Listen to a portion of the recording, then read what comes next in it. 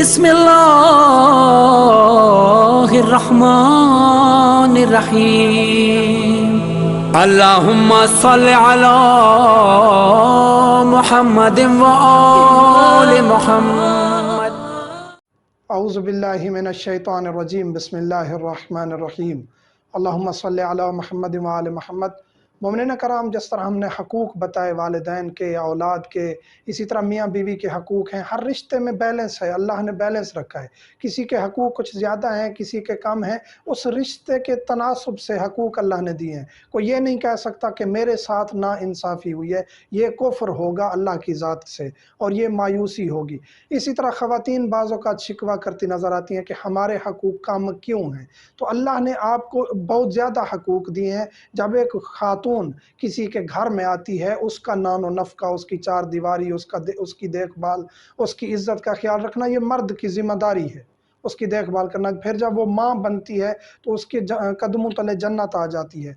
तो यहाँ एक आज का जो हमारा उन्वान है वो ये है कि खातून घर से जब बाहर जाती है तो शौहर उसे किस हद तक मना कर सकता है।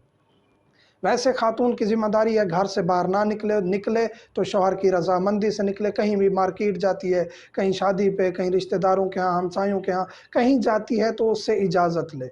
बाज़ औक़ात मर्द उसे हकूक़ अक़रबा ख़त्म करने का कह देते हैं। वालिदैन के यहाँ नहीं जा सकती, बहन भाइयों के यहाँ नहीं जा सकती, हकूक़ अक़रबा पामाल करने पर मजबूर कर देते हैं। वहाँ गुजारिश है मर्द हज़रात से कि आप उतना सख्ती करें खातून पर, वो भी किसी की बेटी है, बहन है। उतना सख्ती करें जितना आप अपनी बहन बेटी के लिए सोचते हैं कि इस पर इतना ज़्यादा सख्ती नहीं होनी चाहिए। वो अगर वालिदैन को मिलने जाती है, किसी करीबी की तीमारदारी पे जाती है अक़रबा में से, तो उसको आप ना रोकें। अगर शौहर फिर भी इतना सख्त है तो फिर यहाँ इस्लाम इजाज़त देता है कि खातून अक़रबा यानी वालिदैन, बहन भाई, चचा, नाना, दादा, नानी, दादी, अक़रबा जो करीबी महरम रिश्ते हैं, बहुत करीबी हैं, वो बीमार हैं या उनकी तीमारदारी करनी है या वैसे वालिदैन को मिलने से शौहर रोकता है, तो अगर वो रोकता है तो फिर उस सूरत में खातून बग़ैर इजाज़त के जा सकती है। यहाँ ये नहीं है कि फिर रोज़ाना चली जाए, जी मुझे इजाज़त मिल गई है, शरीयत इजाज़त देती है, ऐसा नहीं है। उतना जाएं जितना शौहर भी बर्दाश्त कर सके और आपके लिए भी वो ख़तरनाक ना हो।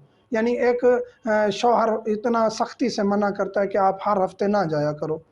आपका हर हफ्ते जाना ज़रूरी भी नहीं है। वालिदैन का देखभाल करना बेटी की ज़िम्मेदारी नहीं है, बेटों की ज़िम्मेदारी है। हाँ, उनका बिल्कुल कोई ख्याल रखने वाला नहीं है तो फिर बेटी जाए, उनका ख्याल रखे, लेकिन अपने घर को भी देखे।